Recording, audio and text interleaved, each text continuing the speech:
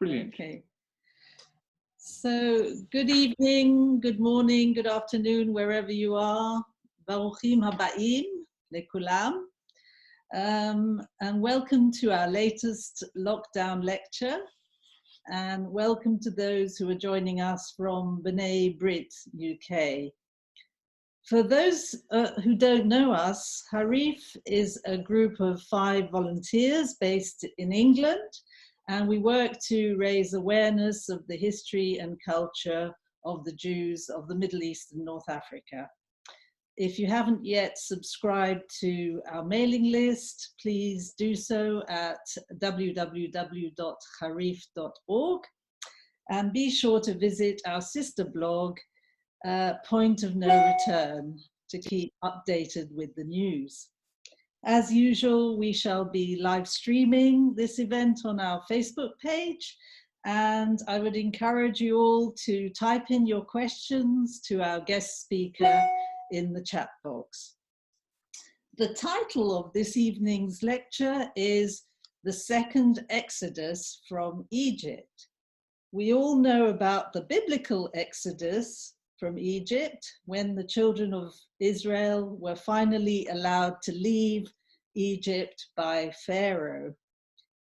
Egypt has a very long established Jewish community. In the 19th century, with the opening of the Suez Canal, numbers were bolstered by arrivals from elsewhere in the Ottoman Empire. 20th century Egypt was a thriving and cosmopolitan place, with 80 to 100,000 Jews, but only 5% of Jews achieved Egyptian nationality. Following each war with Israel in 1948, in 1956, and in 1967, waves of Jews fled or were expelled from Egypt. Today, there are fewer than 10 Jews left. This is the second Exodus from Egypt. It's an expression coined by Professor Ada Aharoni, and we are delighted that Ada is joining us from her home in Israel tonight to talk about her work and why Jewish refugees from Arab countries are important for peace. Ada Aharoni was born in Cairo, Egypt, and is a lecturer, sociologist, poet, and the author of 36 books, many of them in translation. She is the founder of IFLAC, an organization to promote peace, which she founded some 20 years ago. So welcome, Ada, and thank you very much for joining us. Let's start by talking about your childhood. Okay. So we have a PowerPoint presentation prepared by Lawrence here. It'll just take me 1 minute. Just 1 second. It'll take me a minute to get it up because I've got to switch the PowerPoints. Let's just close that for a second. Sorry, I should have done this before.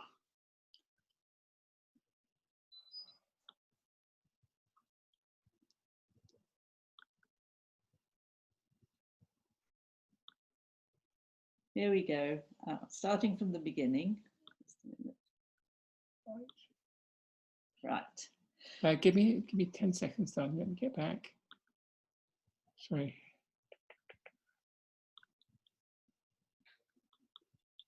Here we go. Okay. Yeah. Okay, so let us begin with this picture of you as a child. You were born André Yadid, is that correct? Exactly. Can I say something about the picture? Yes, please do. Yes. There are 2 ships there. One of the first, the second Exodus. Yeah. One was called Esperia. The other one was called Pace, an Italian ship and a Greek ship. So and it's very ironic that this Pace and Esperia are the hope and the other one peace. are the instruments which finished which ended the community in Egypt, because they were the ships that came every week to take us out of Egypt. And the other comment I wanted to say is the picture up there.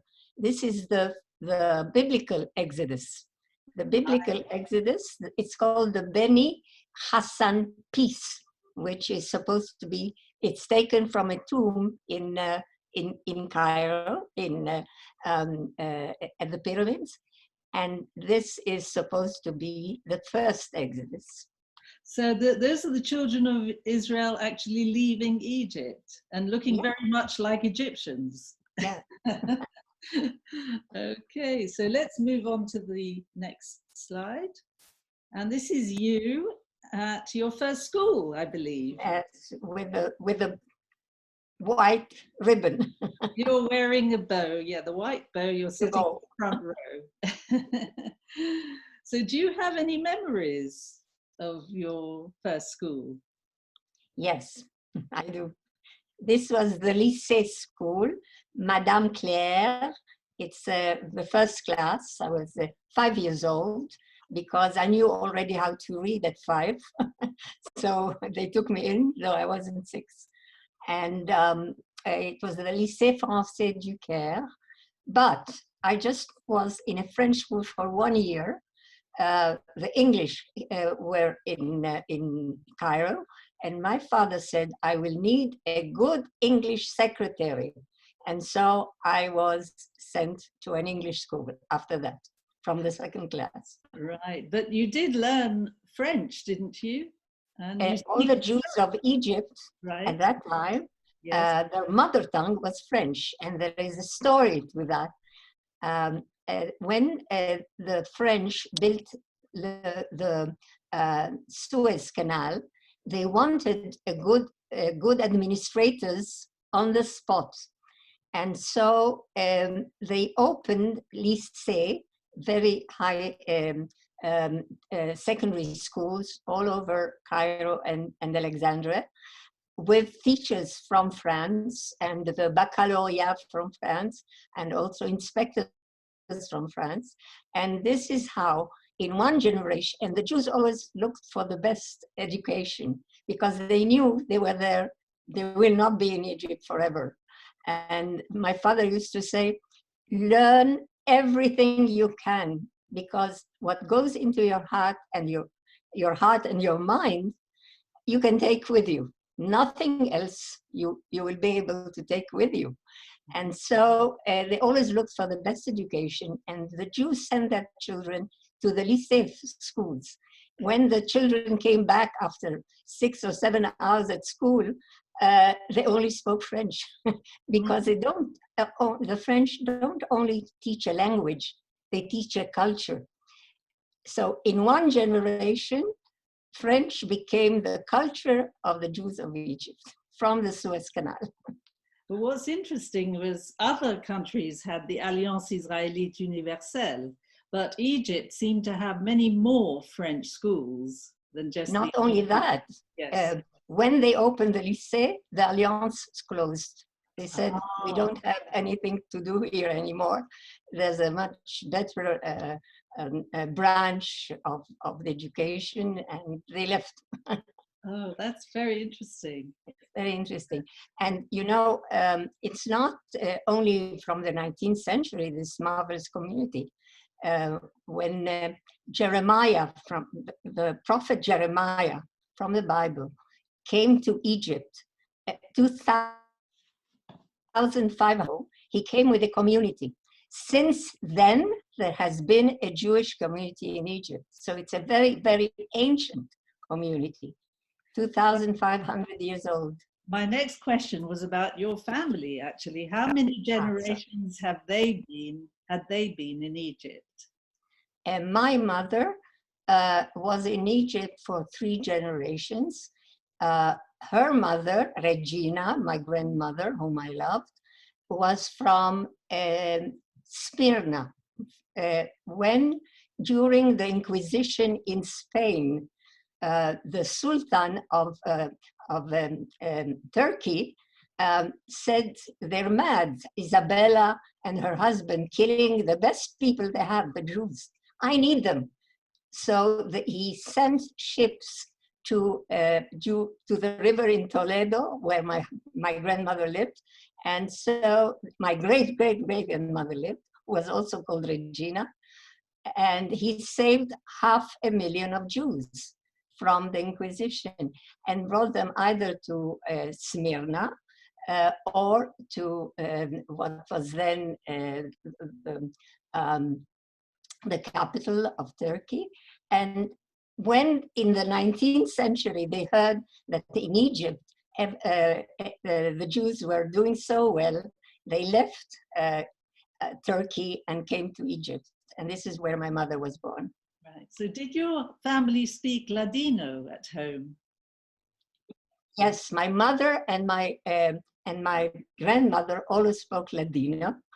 I remember at Pesach when I said, how come, from the age of 6, I always ask questions, how come we're still in Egypt? And it says, God will take out the Jews and bring them to Jerusalem next year in Jerusalem. How come we're still here? And my grandmother used to say in Ladino, el yo estadroso, mano es olvidoso. God is sometimes late, but he never forgets. Yes. And he will take us out of Egypt. That's wonderful. But Jews in Egypt were I'm sorry, I didn't tell you about my father. Yes, yes. Tell me about your father. On my father's then side. tell me about your uncle. Okay. On my father's side, this is my Uncle Fredo, my love. On my father's side, they were always in the region for centuries and centuries. During the Crémieux law, where you could be French if you went to Algiers. Yes. They went to Algiers, got the French citizenship, and returned to Egypt. And my father was a merchant of flour, and he was a négociant de farine. Mm-hmm. He was export of flour in England and part of Europe. Wonderful. So he goes back many generations in Egypt. Yes, yes. Right. We've had a question. Whereabout in Cairo are the pictures from? Is it Heliopolis? No. This is the main street in Haifa. Haifa is here. In Cairo, and it's Suleiman Pasha. It's near Gropi and all the big shops and this is where we were going. We're going to, my Uncle Fredo invited me to an ice cream at Gropi's, the best ice creams I tasted in my life.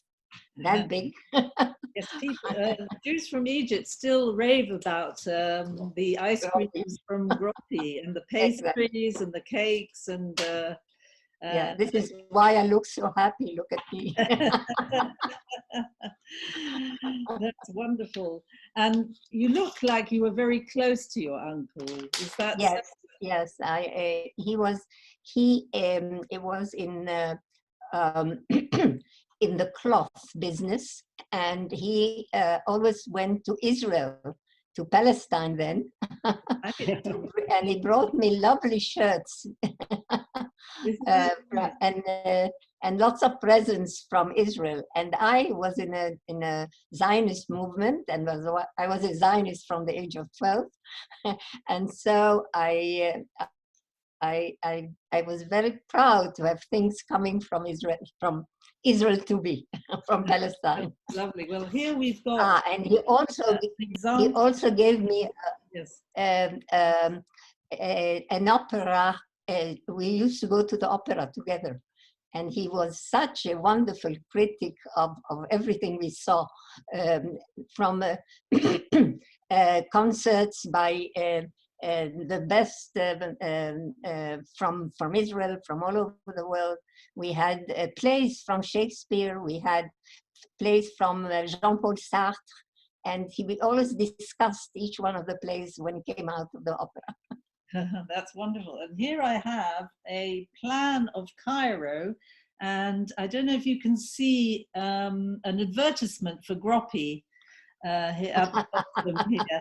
And this is the same thing in Arabic. Ah, lovely. My husband collects these things. So. Right, let's move on to your English school.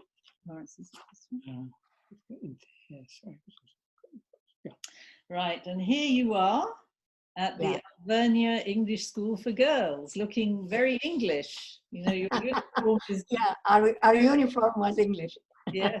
And who is your friend? My friend is Monica Shalom. She is, she was very clever and we were very close, and she always invited me to her home, a beautiful home on the Nile. And that's it. We had a badge. She has a badge. And do you have happy memories from your school days? Very happy memories, yes, very happy, because I was the librarian, and I was in charge of the books of school. And I took home every day 2 or 3 books and didn't go to sleep until I finished them. I read all Dickens. You were obviously a bookworm. Yeah, and we had very good teachers. Our teacher of literature, this was a convent school, a convent English school for girls, and the nuns were Irish. And the Irish nun who taught us literature had a doctorate in Shakespeare. Years after, when I heard she was in New Jersey in a pension for nuns, I sent her my first book, Poems from Israel. And she wrote me such a beautiful letter of 14 pages where she took parts of my poetry and compared them to poems from Shakespeare. I was so proud. Wow, that's a real compliment. I still have her letter, and I put it as a foreword in one of my latest books. And were there many Jewish girls in this yes, school? We were, in my class, we were 8 Jewish girls out of 20 girls. And they were so wonderful with us. We were in the class, and we had a big Bible teacher, and they went out into the veranda, the rest, where they had the second second Exodus. Yes. Can I ask you? Did the nuns ever try to convert you? Never, never. On the contrary, when I love to sing, and I was a very good singer, they wanted me to sing in the choir in the church, and so they called my father and said, do you allow her to sing in a church for Christmas? And he said, of course, what she wants is okay. And I wanted to sing. But they respected the Jewish so much that they always asked us, what did you study today from the Bible? Oh, wonderful, David, wonderful. Ida, we've had a question. One of the people on the call thinks they're relatives that are with you in that school photograph.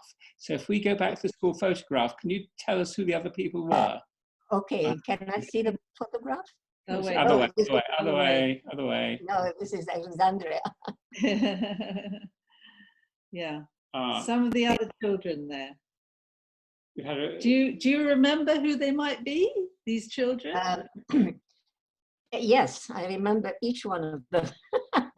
One of them, the big one next to me, is called Moaska, and she's a Palestinian.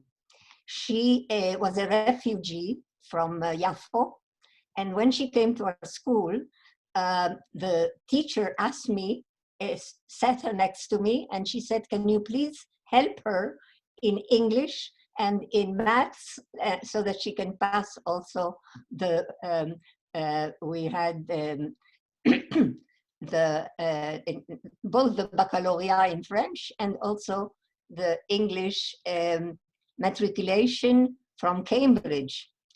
And so, no, I'm sorry, the London matriculation. And so I always sat with her about 1 or 2 hours after school, and I coached her on what she had to do, her homework and so on. And she passed the matriculation too, and she was so happy, and she hugged me. And I told her, the picture which you saw was our last day in school. So we are all with dresses, and she is the only one with a uniform. And I asked her, Moaskar, why are you in a uniform? Today it's a party. It's our last day in school. And she says, I don't have any dresses. This is Oh, wow. all I have. The bad people took all my dresses in Yafo. And I said, Moaskar, who are the bad people? Those who threw us out. I said, they didn't throw you out. You ran away. And she said, oh, I'm sorry, I forgot you're Jewish, I'm sorry. And she hugged me and kissed me, and she says, but you are not like them. And it was so poignant. It was somebody whom I worked with for 3 years. Yes. But this was in your secondary school, obviously, not in the lycée. So I think we'll move on to, sorry. Oh, you were asking about the first class. I think the best thing is for... I'm sorry, no, don't worry. I think for our friend who put the question, to put down the name of the person he knows, and then you can perhaps reminisce about him. Yeah, okay. Otherwise, it'll take forever to go through all the children in the picture. So that was a sad story, really, but a poignant one at your English school. So we move on to Alexandra. Yes, Alexandria. It sounds like you had a wonderful time. Wonderful. Every year, one day after the end of school, we took the taxi to the train, which took us to Alexandria. And we were in Alexandria for 3 months. We came back to Cairo one day before school. And all my hours in Alexandria, I was on the beach because I love the sea. And then you are, yes, in the black swim. I'm here in the first row, the second one in the first row, from the right. Next to me is Yolande, and Yolande is my cousin. And next to her was a boy called Frederic. And here we have 3 people from Cairo. The rest are from Alexandria. No, Yankelovich is from Argarin in Cairo. It's Argarin at the Maccabi. So here we have Joseph, whom I met many years later by chance. He invited me to dance during the 14th of July in Paris, near the Bastille. And he looks at me and he says, are you André Hadid? I said, I am André Hadid, Joseph. Out of the thousands of people who were there, I met Joseph. Did any of these boys and girls belong to the Maccabi Zionist youth group? With you? Yes, the Maccabi in Cairo was not only a sports club, it was also a Zionist movement. It was called the Chalutz, to be Chalutzim in Israel, pioneers in Israel. And I had a wonderful, wonderful madricha who found me a pen friend in a kibbutz in Israel. And the pen friend used to write to me in Hebrew. I wrote to her in English, and Clara, our madricha, used to translate. Fantastic. And so the next one is Freddy Mustaki. He was the cousin of the singer Mustaki. Georges Moustaki, yeah. Georges Moustaki. And his sister, who is not here, Vera, was a very good friend of mine. Next to him, to Freddie, is Rita Benzaken. Rita was my best friend in school, and she was the girlfriend of Freddie. She was the only one who already had a girlfriend. We have a couple of questions. Which beach are you on, and what year was it taken? This was taken, I think, in 47. Mm-hmm. And which no, beach? 47 or 48. We left in 49. So this is 1 or 2 years before we left. There's another lovely picture of you on the beach. Here we are, looking very sexy. On Cleopatra Beach. Right. On Cleopatra Beach. And one of the Alexandrian boys wanted to be my boyfriend. And I didn't like him at all. He's the one who took the picture. He told me, put your finger like this, put your leg up, put your hand under your... And I said, what a nudnik he is. Okay, so from happy times in Alexandria, this is a school visit you made to the Agricultural Museum in Cairo? Yes. And where am I? This is, look at her with the uniform, Muaskar, the one who is kneeling down. She's the Palestinian, and I'm pointing at her. I'm the one who has a hand on her shoulder. Rita is next to me, Rita Benzaken. And here I can, 1, 2, 3, Monica Shalom is here. 4, 5 Jewish girls are here. And Anne Cleves was a British girl who was the daughter of the ambassador or something. And she always used to copy from me. Oh. I was so angry. And I just copied from her once. I didn't know the word. It was a word very... to find, F-I-N-D. I looked at her and I saw she wrote it N-E-D. And so I copied it from her, and it was the only mistake I had. I never copied. Oh dear, so you never copied from it anybody. Okay, so we move on to your departure from Egypt. Here you are looking very thoughtful, and you say this is 1949. Can you describe why you had to leave Egypt, and how did it affect your family? Okay, the permit, the work permit of my father was taken away, and he says, how can I work if I don't have a permit? And they said, it means you don't have to work, or you can leave. And he says, not only I can leave, I must leave.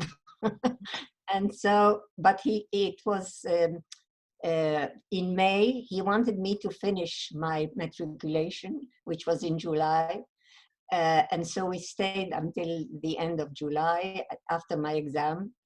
The results of the exams I got later on in France. It was very sad because suddenly we had vente des enchères, many people coming in and eating and buying things which I loved. And I saw my neighbor with one of my dresses. I was so angry. Why did she took my dress? And my mother brought me a suitcase, and she said, André, put in things which you will need. You're not allowed to take anything except 20 pounds each, and 1 suitcase each. And so, which you love, you will need the most. And of course, what I needed most was my books and my pictures. And so I filled the suitcase with books and pictures. And then my mother came and she says, what's this? I said, you said what I need. And she said, yes, but you can't wear them. Please take all this off and wear and put clothes. You will need your clothes more than everything else. And so I took out all the pictures from my albums and put them under the clothes. And I smuggled some of my books. And it was so sad to decide which book I'm taking and which one I'm leaving. It was very sad. My mother and my father did their best not to show us how sad they were. And they said, we will have a new life. We will go to Israel. We will live on our kushan. My father had already prepared a kushan he brought in Herzliya. He bought a big place for us to build our house. And we, each of us already chose a room. I was going to have the sea from the seaside, and my sister took on the garden and so on. But unfortunately, when he put all his money in a Swiss bank, and when we got to Marseille, and Swiss bank, the director says, "Monsieur, vous n'avez rien. You don't own a cent." And he says, "How come? I put my money in a Swiss bank, not in an Egyptian bank."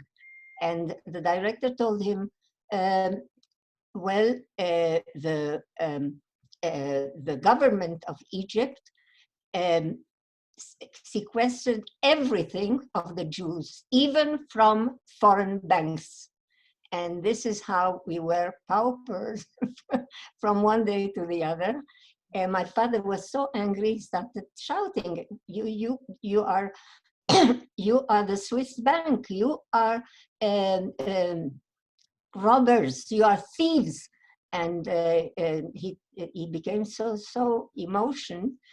The director told me, "Please take him away. We're going to call the gendarme." And I said, "Father, they're not responsible. It's the Egyptian government which is responsible." And so when we returned to the camp, which was on our way to Israel, he had a heart attack, and he was so sick we couldn't go to Israel anymore. And when my big sister had gone to Paris before, so they all went to Paris to the, and I said, I want to go to the kibbutz. So I'm going to the Hachshara, which was a farm in the south of France for a year, to prepare me for the kibbutz. So the rest of your family stayed in France? In France, they and never came. You're the only one who went to Israel? Yeah, I'm the only one who came to Israel at the age of 16, alone. And I came to the kibbutz where my group was already there. And the madrich was Chaim, who became my husband later on. And there he is. Here he is. And how did you find life on the kibbutz? It must have been very strange after living in a big city. The moment we came to Haifa, I saw the palm trees and I said, wow, it's like Cairo. and at the beginning, my group was in Mishmar HaEmek. Mishmar HaEmek, the entry, it's all palm trees. And I felt at home. I loved the kibbutz, I loved it. But on Mishmar HaEmek, I wanted to learn Hebrew. I didn't know Hebrew. And so I saw there were two groups. One was Iraqi, and this was a group of Eli Amir, the writer and poet. And the other one was a group, and they were always on horses. And I told the madrich, the local madrich, Chaim was in another kibbutz in Nachshonim, that I wanted to be in one of those groups because they study 4 hours and work 4 hours. Because I skipped school classes twice, I was in a group which was already 18 years old.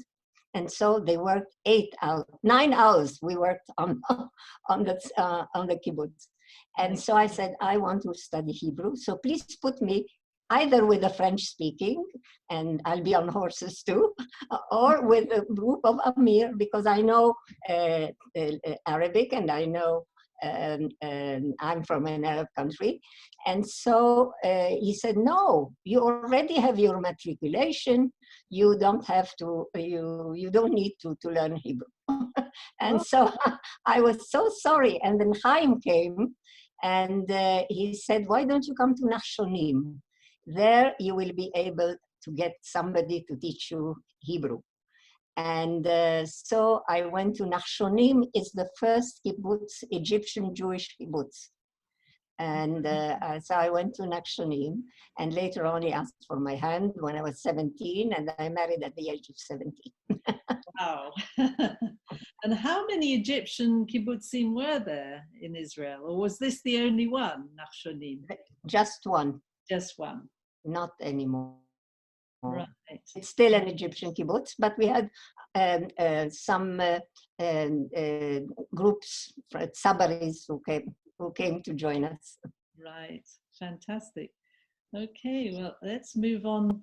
You're a very prolific author, and you've taught literature at Haifa University, where you were a professor. And we can see that one of the editions you're holding here is in Arabic. So you've had a lot of books translated into Arabic and French and other languages, isn't that so? Yes, even Chinese. The last one was Vietnamese. Okay, fantastic. This is a different book from Zer Tvua. Zer Tvua is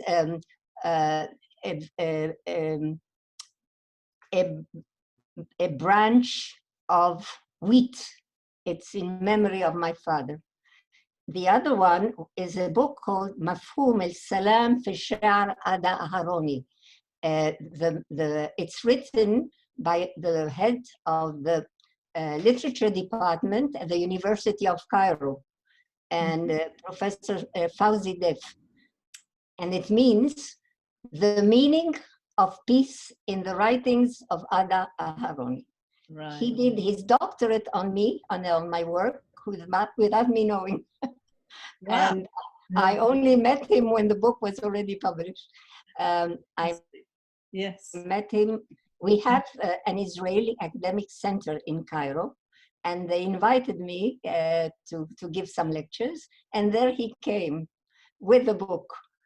And this book gave him a professorship. He became the head of the department. And I was so glad because he really did a very, very deep analysis of my work and how my work got me to the conception that the Second Exodus, the enlarged Second Exodus, not only the 100,000s from Egypt, but the million from the Jewish countries, from the Arab countries, the Jewish communities from the Arab countries who were ousted can promote peace with the Arabs. And this is what I learned from my research at the Technion, because I also did a doctorate in sociology, conflict resolution, and they asked me to teach at the Technion after I stopped working at Haifa University, because I thought that my aim in life was to have a better world for my children and the world, without wars, without terror. And so I accepted to teach conflict resolution at the Technion. And I was so happy. He understood exactly where I was going. At the beginning, I was very influenced when I was studying in school. I was very influenced by a British poet of the First World War, I'm sure you know him, Wilfred Owen, the peace poet, who always said, believed that one day we will have global peace. And he said it so well through his poetry that I already decided at the age of 15, I will continue his work and try to have a better world through poetry. But when I saw that literature was not enough, I also did sociology. Right. So we'll talk a little bit more about your organization, IFLAC. But first of all, I just wanted to mention some of the other books you've written, which are sort of novels, aren't they? One historical novels. They're all based on facts. Right. Everything which happened to somebody.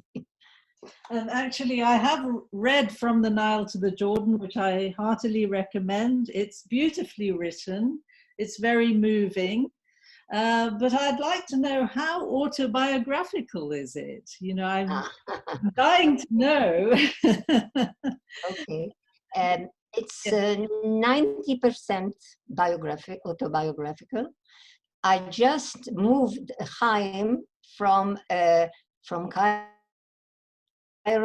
to the Holocaust because I wanted to show that the Jews of Egypt also had a terrible time when they were thrown out and were with nothing. And so Raoul in the book is from Berlin, and he was in the Holocaust. But what happens to him afterwards with the tram, and when he was thrown out and almost killed in Cairo, this happened to Chaim. Gosh. And so there's a riot, wasn't there? Yeah. The night of the cinemas, is it? And the night of the cinemas, exactly. Stoned and attacked in the cinemas. Is that right? Exactly. Yeah. So Chaim, your husband, was actually injured in that riot. Yes, he almost died. They threw him out of the tramway and started hitting him. And he said at the beginning it was painful, but then you just hear the sounds. You don't hear anymore, you don't feel anything anymore. And because he was a scientist, he said, I wanted to analyze what dying means. So I said, please, let me see what dying means before I die. Oh dear. And a Jewish, a Muslim taxi driver went after the mob, Chaim, and brought him to the Jewish hospital. And this is how he was saved. They said 5 minutes later he would have died. He would have died. And the other book, which we have here, The Woman in White, is the story of Thea Wolf, who was a German Jewish refugee who became a nurse in... Not a refugee, no, a volunteer. She was a volunteer. So how did... What was so interesting about her story that you felt you had to write her story in this book? Yeah, I met her by chance at one of my lectures in Jerusalem at the Hebrew University. I see this woman crying all the time during my talk. After my talk, I come to her and say, Madam, you need some water. She says, no, these are tears of joy that at last I hear somebody talking about the Jews of Egypt. I said, are you from Egypt? No, I'm not from Egypt. But in 1938, I've just finished my Frankfurt nursing course, and I got a medal for my work. And they asked me if I'm ready to be the head nurse at the Jewish hospital in Alexandria for 2 years. And so I convinced my parents to let me go. And when I came there, I found a more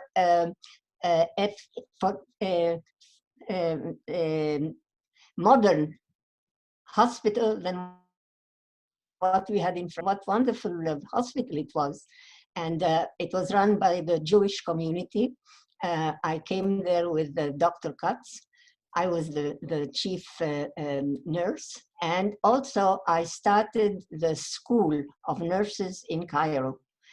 And when in 1939, when the war started, refugees got to Alexandria with ships And there was one of the stories is that the cook came to the hospital, the German cook, and he says, "Can you please help? There are some Jews which the Nazi captain closed in their cabins, and he's taking them back tomorrow morning to Hamburg and to the camps. Can you save them?"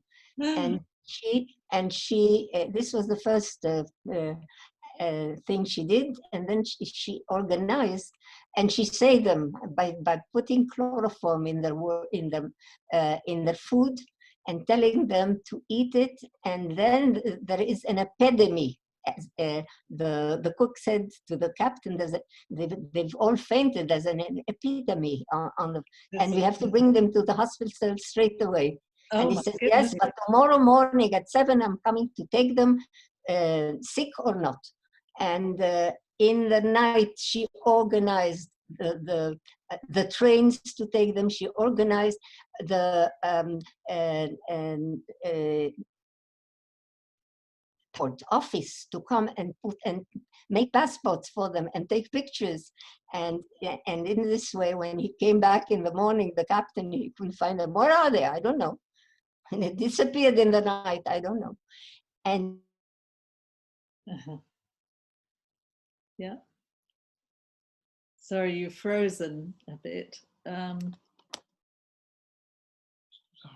Yeah.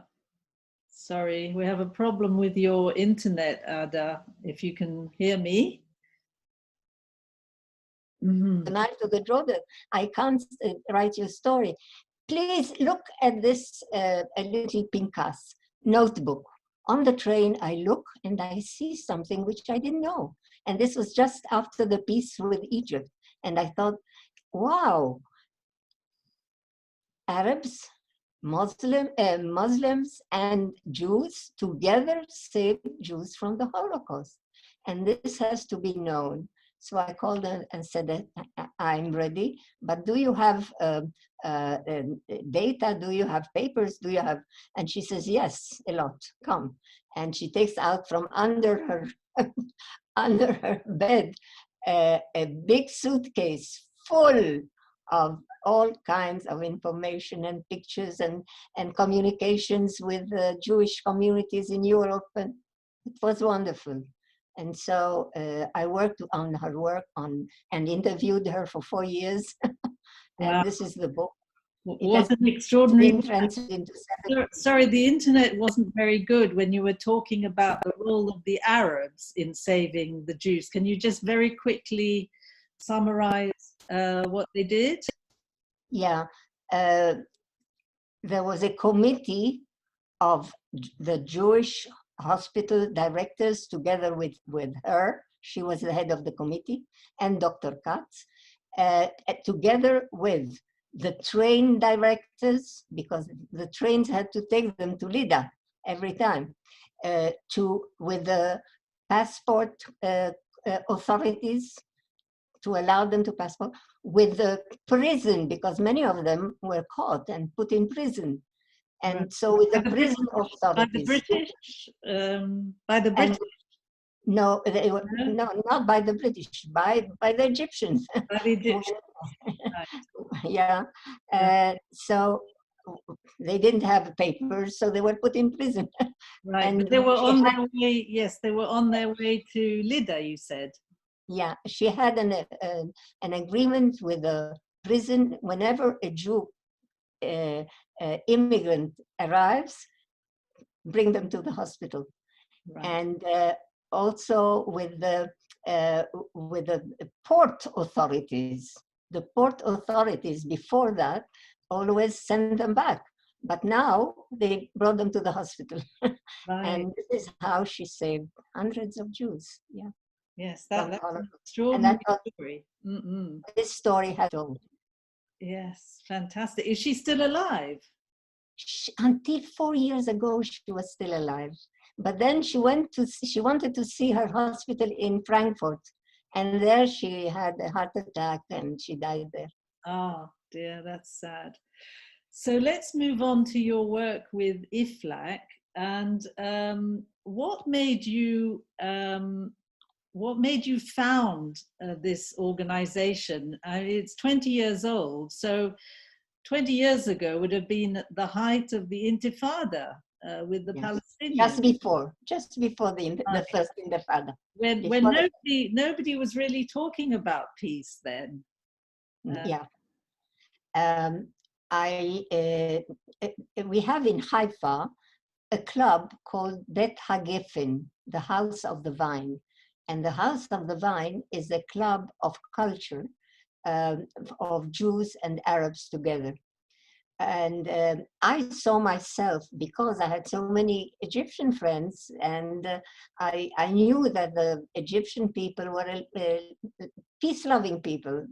I saw myself as a kind of bridge between Egypt and Israel.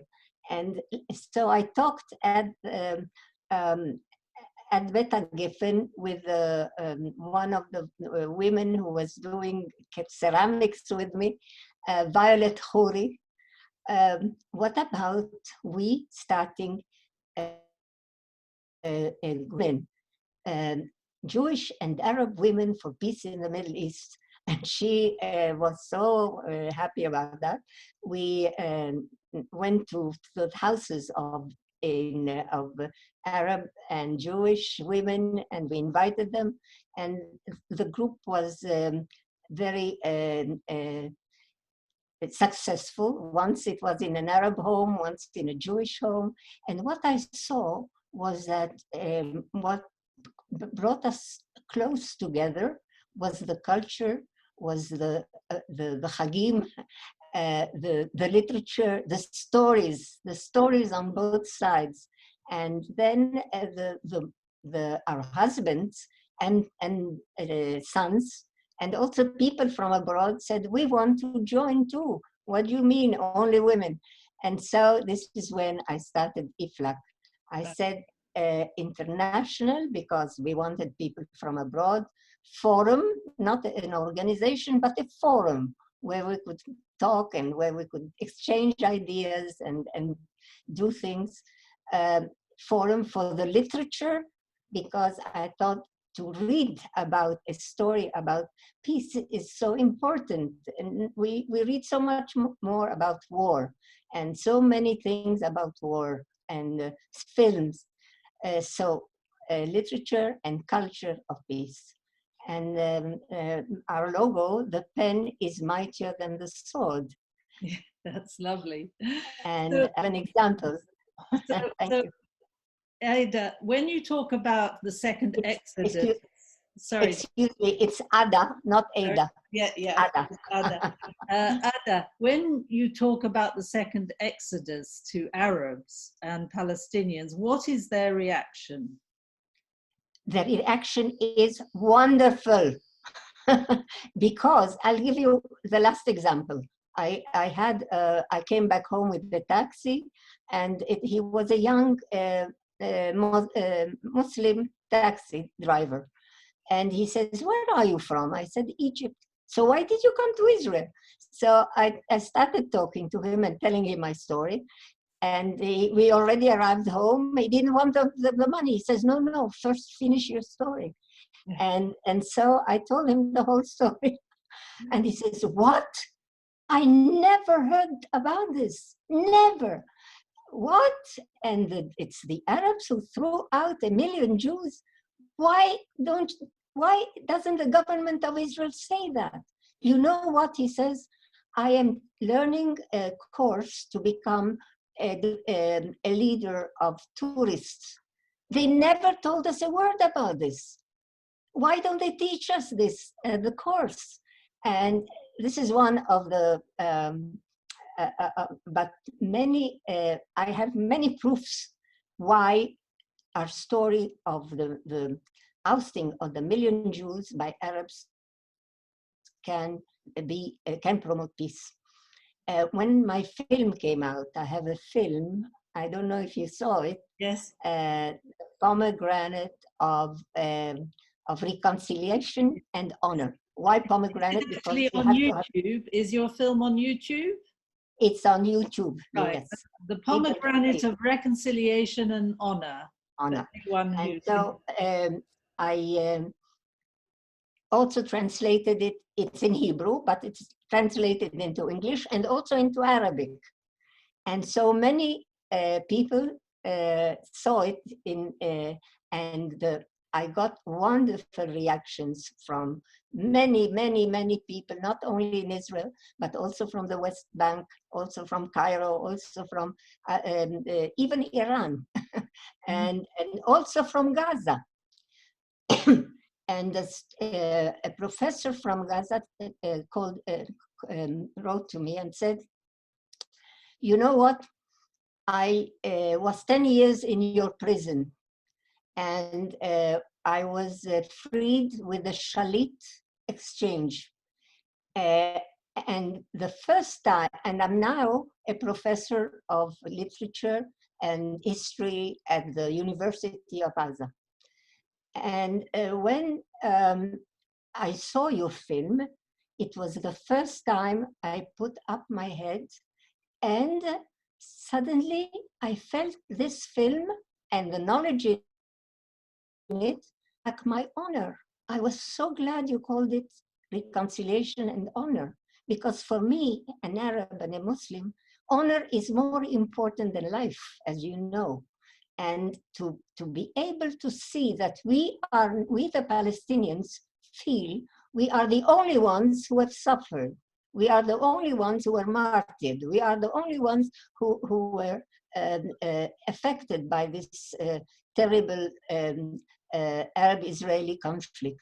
But suddenly you show me that there were more Jews thrown out by Arabs than Palestinians who fled from Israel. You were 1 million, we were 650,000, and that you had so much more in Iraq, in Israel, in Cairo, in Haifa, in Egypt, yeah, in Syria, in Libya, in Lebanon.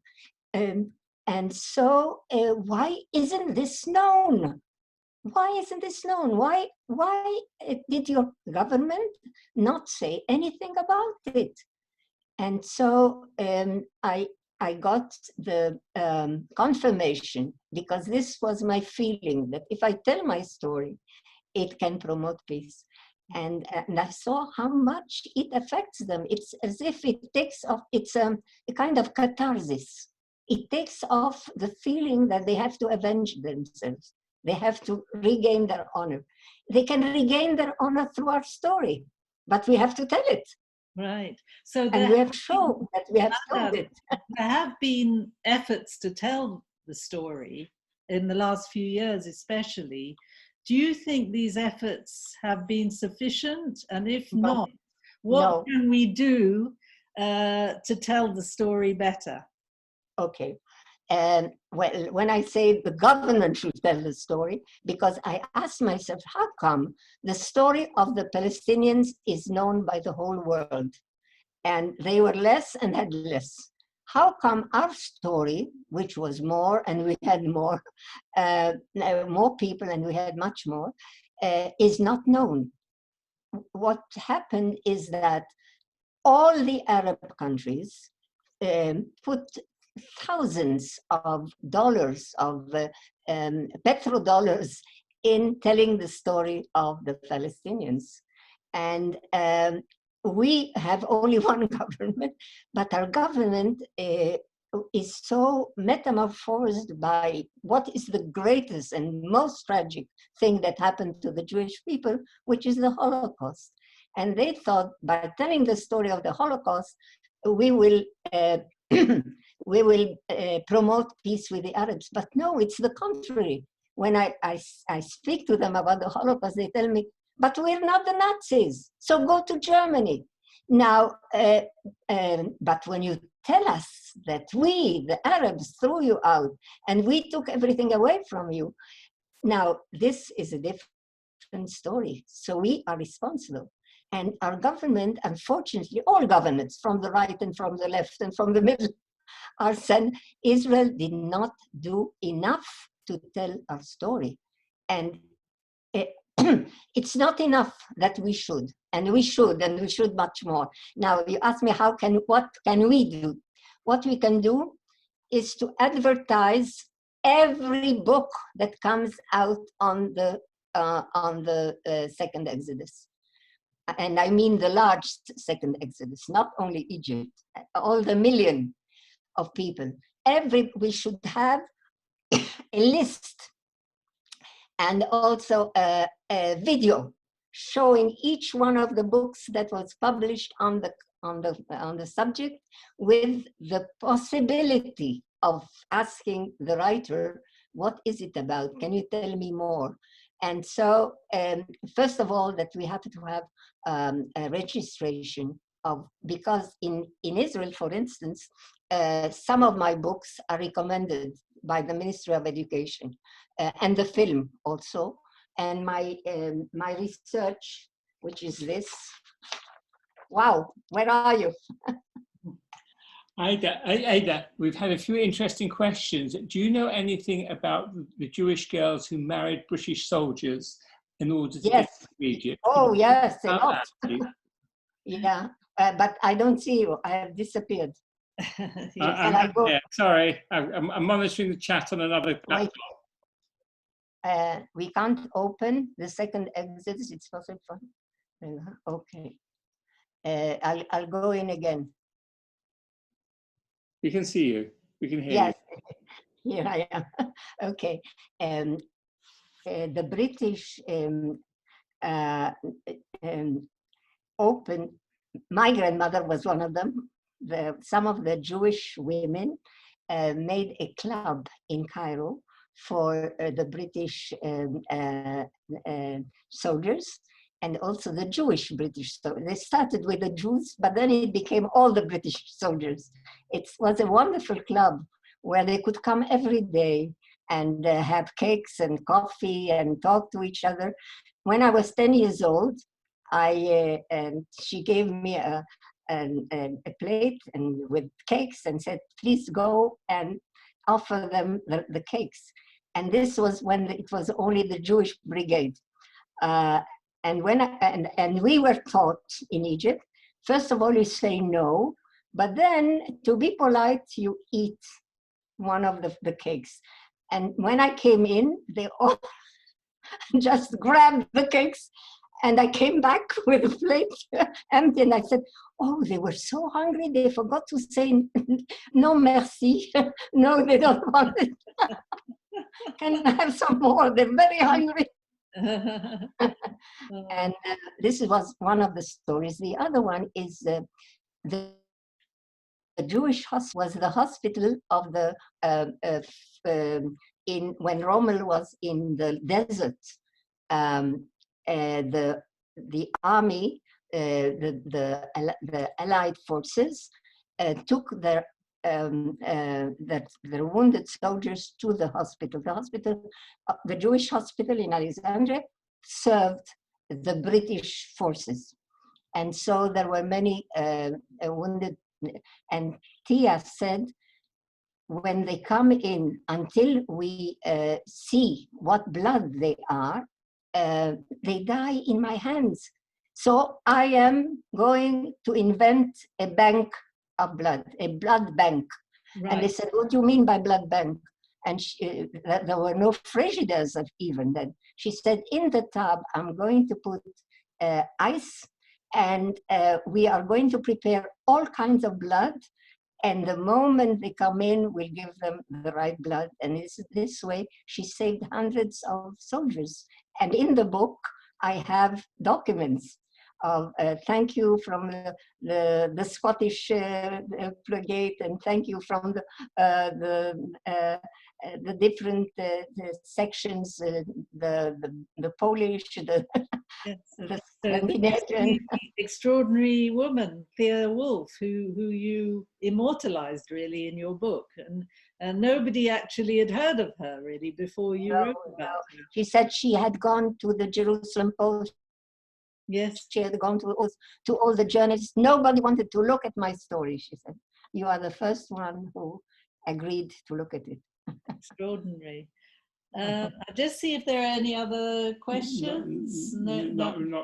I mean, someone asked which books were translated into Vietnamese and Chinese. What were they written about? what the Chinese have written about. It's not very. They've translated my books on Egypt, and they love them.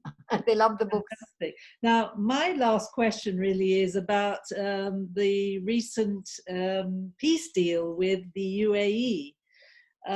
What is your view of this, and does it, in a way, leave the Palestinians out of the peace process? And your work, does that become, a bit less relevant, if you like? First of all, it's a wonderful thing because it's the third country that has made peace with Israel. We have Egypt, we have Jordan, and now with the Emirates. So we at IFLAC are very, very happy.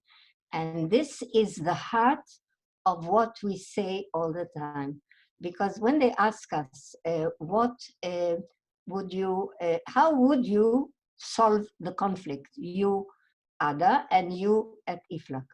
The Palestinian-Israeli conflict can be solved only if there is a mutual recognition of the Palestinians of Israel as a legitimate country that has been voted by the majority of the United Nations, and that Israel has the right to live in peace by the side of the Palestinians. On the other side, Israel has to recognize that it's high time the Palestinians should have a state of their own by the side of Israel, a peaceful state of their own. And it's the only way, because as long as they don't feel that they have this little spot which is theirs, then we will always have trouble with our neighbors.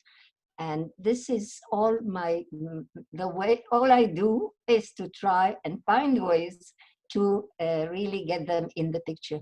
The plan of, I like the Trump's plan, President Trump's plan, says this exactly: mutual recognition, a state of Palestine and recognizing Israel.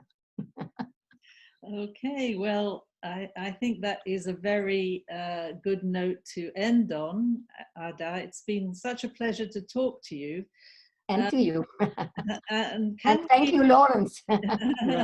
Can we end with your poem? Because you wanted to read okay. okay. I to say, some people they can get in touch with you. If anyone wants to get in touch with Ada, send an email to Harif, and we will forward the message on. Yeah, my email. If you contact info@harif.org, we will make sure we put you in touch with Ada. Very good. Okay? Yes. Very good. Okay. Okay. And I'd like to read my poem. But first of all, I'll show you the book. The book is called, one side is Hebrew, the other side is English, Horizon of Hope. And the poem I'm going to read is called A Green Week. A Green Week was an Egyptian Jewish bracha, blessing, on Saturday evenings, when the fathers used to come back from the synagogue. They came with a mint and they blessed everyone, the girls first, the women first, and then the men. Have a green week.